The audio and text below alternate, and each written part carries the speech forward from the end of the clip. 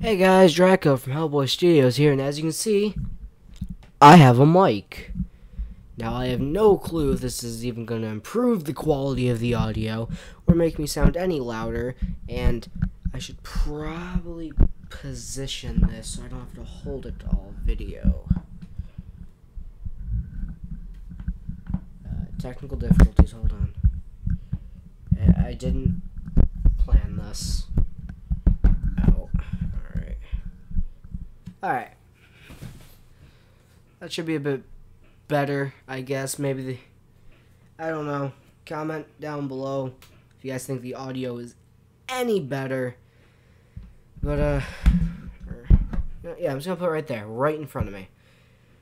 So today we're reading more scary stuff. We're gonna start with the murder of the Smith sisters. There was a boy named John Smith who lived in Plainfield, Wisconsin. He was very fond of scary emails and pop-ups every day.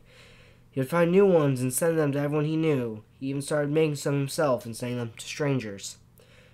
He loved to scare people on the internet. One day in November 2007, he opened up his inbox and found a message that appeared to be from two young girls. They called themselves the Smith sisters and told him they were his older sisters, which confused him because he was an only child. They also said that years ago they hadn't lived in his house. He replied saying he didn't have any sisters and told them to get lost and leave him alone. The next day he received a chilling message with some photos attached. The first photo was of two young girls.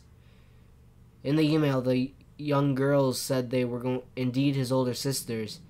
They told him that in 1933 they lived in his house. His bedroom had once been their bedroom. They told him all about growing up and about their lives and how happy they were until one horrible night. He opened up the other attachment. It was a scan of an old newspaper article. In 1933, two sisters were brutally murdered in a small town community of Plainsfield, Wisconsin. Lisa Smith, age 19, and her sister, Sarah Smith, age 15, were attacked in their parents' home on the night of November 17th, around 1:30 a.m. The Smith sisters were laying in a bed when a crazed killer broke into the house. No one heard them scream. In the morning, their parents found the dead bodies of the Smith sisters hidden in the bedroom closet. They have been skinned alive. The killer was long gone and no trace of him could be found. They had been murdered anonymously. Police conducted an investigative search, but to no avail. The motives of the attack were never discovered, nor was the attacker ever found. The only lead authorities had was a strange series of emails found in Lisa's computer. The case was closed in October 2000. In the rest of the emails, the sisters said they were angry that the case was closed and people forgot about them. They were angry about their parents wanting to forget about them too. They were angry at their parents decided to start over and had a new baby. They were angry that their parents had never mentioned their daughters or their tragic murders to their new son, John Smith. Sent an angry reply saying he didn't believe what they were saying. He didn't believe the Smith sisters were really related to him. He didn't believe the newspaper article was real. He told them to go to hell. 5 minutes later, he got another email from them. It said, "If you don't believe us, look in your bedroom closet." That was the last email that was found on John's computer. Police were unable to trace who had sent the message to him. On the floor of the closet, the police found a faint message covered in wood. It simply said, "Lisa and Sarah, 1993. Underneath that, there was another carving that read, "John, 2007. No one knows what John did next, but in the morning, John's parents woke up to find their son missing. They checked his bedroom closet, got the shock of their lives. There, they found the dead body of their son. He had been skinned alive. No one knows what really happened that night. Police were unable to piece together parts of the story based on what they found on John's computer. The parents were devastated. How could this happen to a family? First, their daughters were murdered. Now, years later, their son. Seemed too weird, just a coincidence. Two sisters are murdered, and then years later, the brothers murdered the exact same way. Exact same place, and the only evidence left behind is a few scary emails. Damn, that chills. Alright. Alright. 9 scary facts you probably did not know about. 1. A human head remains conscious around 20 seconds after being decapitated. 2. When a person dies, their sense of hearing is the last to go. 3. Dead bodies swell up like balloons after 4 days due to the release of gases and liquids. 4. Even if you go by the 5-second rule, minor insects can crawl on your food after you drop it on the floor, pick it up, and eat it. 5. If you try to suppress a sneeze, you can rupture a blood vessel in your head or neck and die. 6. If a black cat looks at you and then runs, it means that something unusual is about to happen to you. 7. On average, 100 people choke to death on ballpoint pens every year. 8. You are more likely to be infected by flesh-eating bacteria than you are to be struck by lightning. 9. A 13-year-old boy found a tooth growing out of his foot in 1977. Shit. Well then. Alright, I'm gonna find one more story. Yellow ring. I want to try to find a short one because my throat hurts and I want to go back to laying down, so. Oh,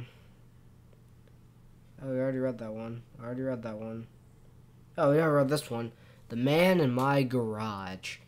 So my family was living in a rental unit. Our house was built. I never liked that house. I would get weird feelings and stuff whenever I tried to pray. I couldn't stay focused for the life of me. I'm a spiritual person, so this was very odd. My brother and I would see things and stuff, and we were the only ones downstairs. Our bedroom was directly below the garage. Remember that. My brother and I convinced the house was haunted, but no one believes us. One day, I was home alone in the garage, door open. Remember that too. It wasn't windy or anything, and the door had never done that before. Needless to say, I was scared half to death. My dog stood up and started barking at something really loud.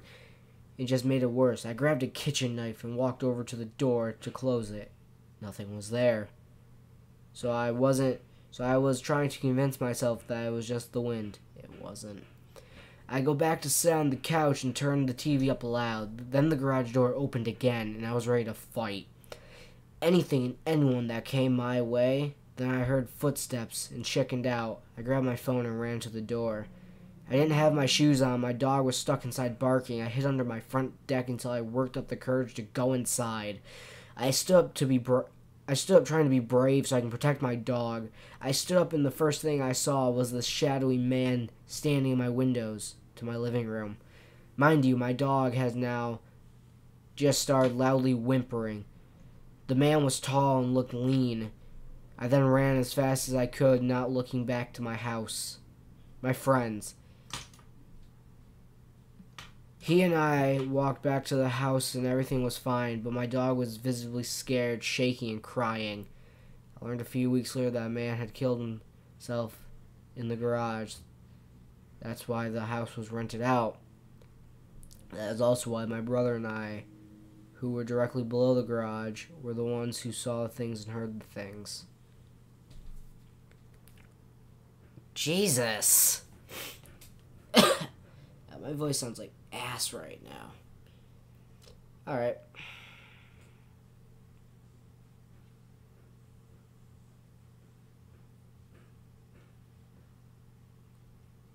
Holy hell.